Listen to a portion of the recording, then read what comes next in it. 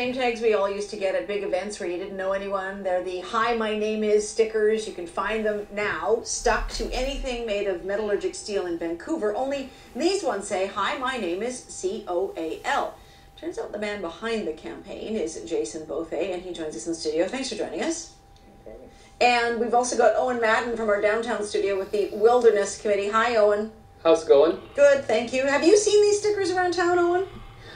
No, I have read about them, though. Okay. I haven't seen them either, but I don't spend a lot of time in downtown Vancouver these days. So, Jason, this is one that was done up in Punjabi. Yeah. What is this campaign? Basically, it's a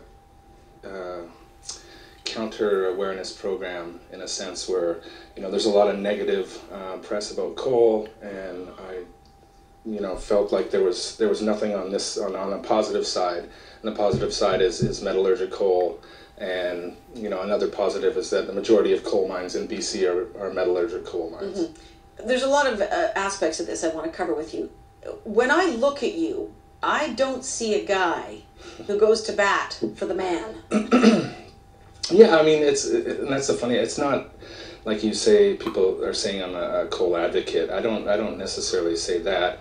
I say, I feel this whole program and this whole thing was obviously to focus on steel and coal. I think the real issue is the conversation that needs to be had between, public and industry and how do we transition out of coal? How do we transition out of carbon?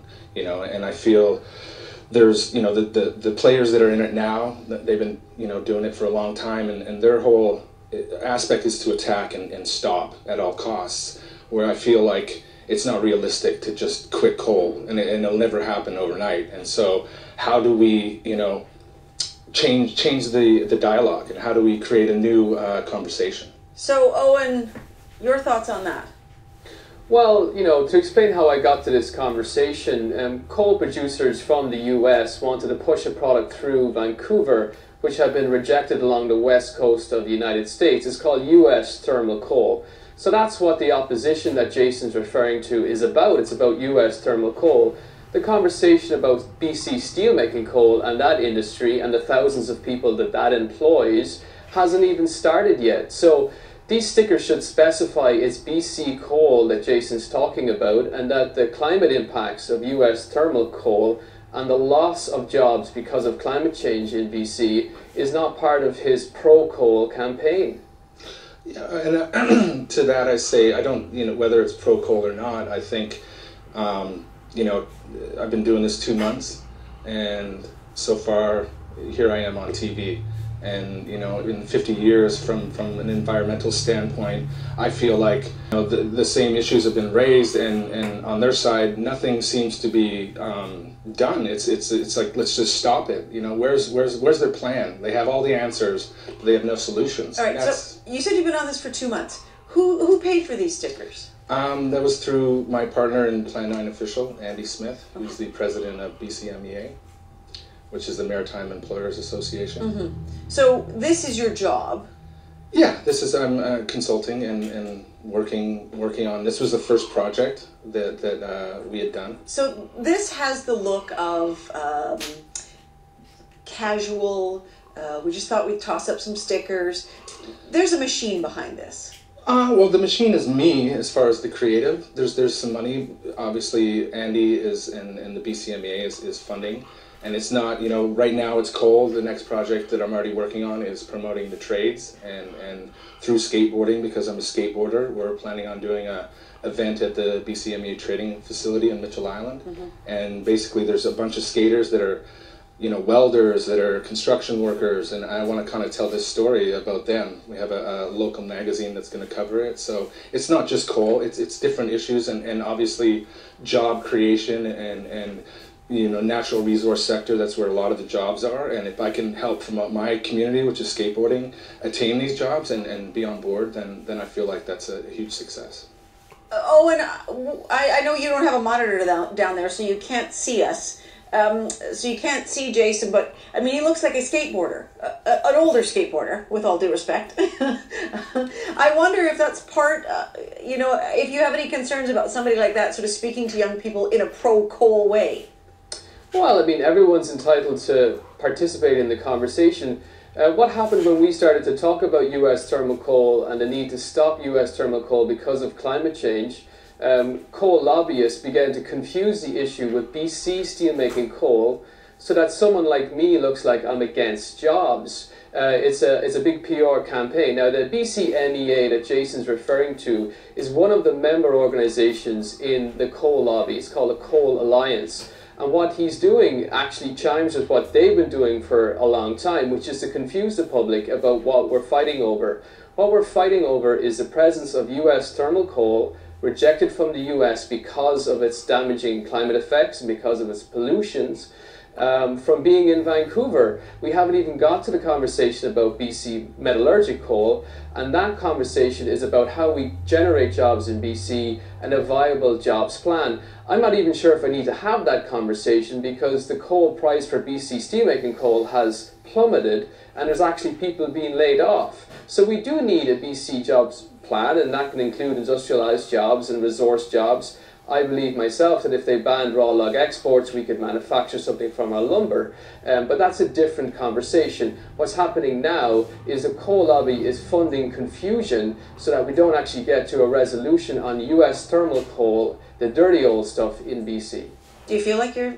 I mean, I don't see it that way. You know, I see obviously there's, because of the BCMA is involved and it seems like it's you know, pro coal, but you know, our... It not seems like it is. It's part of the coal lobby. I guess the Coal Alliance. Part of the Coal Alliance. I never met anyone from the Coal Alliance. I deal with Andy Smith, and he pretty much, you know, I come up with these ideas. My first idea, I wanted to snowboard down a coal pile, and you know, wasn't able to do that. So then, you know, I felt another way, and there's two sides to every story, you know, and obviously we live in a boiling pot of environmentalism in Vancouver, and I mean I love it, you know, but it's very green here, so one side is being heard and the other side is kind of, I feel, neglected. I feel like because with you as the front man, just based on who you are, your appearance and your personality and who you're, I haven't met Andy, so I don't know what Andy's like, but it almost feels like you're doing his dirty work.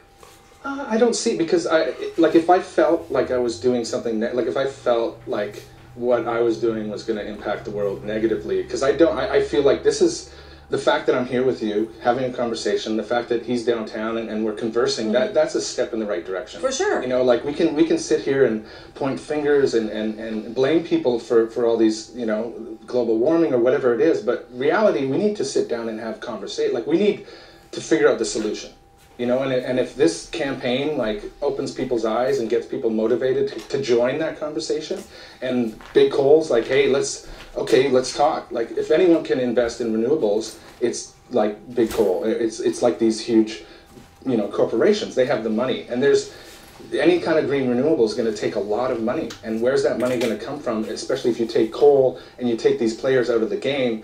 Who's going to invest? Where's this money coming from? Is it outside interest? Like I don't understand. But do you think that, as Owen points out, that you are part of creating some confusion? Because clearly, you know, gosh, the list of things that have metallurgic steel in them include our cell phones, skateboards, virtually everything. That's a little bit different than the coal that's burned for energy, the thermal coal. So when I hear end coal or quit coal or stop coal, they don't say stop thermal coal, stop this coal. It's like coal in general. So when I talk to other people, they're like, I didn't know that coal's in everything, like steel or whatever, because they're not told that side of the story. And I feel like it's only fair, you know, whether I'm devil's advocate or what, I feel like that story needs to be told. And it's huge money. Like, you know, like I have kids, you know, and road work, hospitals, schooling is all impacted by coal in a huge way, like $715 million a year. It is, but would you allow your family with 3 young kids to live near a train line where thermal coal is being, you know, because I really don't think that, you know, I went to the Neptune docks and saw a train flip over, and not at one point did I feel like, oh, I'm gonna have like something happen to me. I don't feel that. I lived in the North Shore. I saw the mountains of coal my whole life, and never once ever thought that there was an issue. And I feel like you know, there's a whole side that's kind of portraying it as this really bad thing when I don't think that the statistics show that that's the truth, and it's more fear mongering and creating this, you know, people, you know, when they're afraid of something, they feel passionate about it, you know. So those stickers fairly anonymous. Do you believe you've got somebody should have a responsibility to say who's behind them, where the campaign is coming from? I 100%, like there's no, you know, everyone's like in the thing today, how come you're artist Jason B, and I come from a marketing background, and I feel like I probably wouldn't be here if there was any anonymity, if I was proclaiming who I was from the beginning. So like from a marketing standpoint, I saw that as it worked. Yeah. So it worked. Oh, and I want to give you the last word here because we've left you out of the conversation for a little bit. Just some final thoughts from you on this. Well, the campaigns run by all the organizations are called No US Thermal Coal. He spelled it out very, very clearly. We're not targeting BC steelmaking coal. Jason could do us a favor and put some of his stickers on asthma inhalers, because that's coal too. If he's going to put the two of them together, do us a favor, add to the conversation by respecting the fact that there are two types of coal, and the public should not be confused about that. Eoin Madden and Jason Bothay, thank you both for your time. I'm going to go find some gas masks or something, whatever he's talking about. Alrighty. Okay.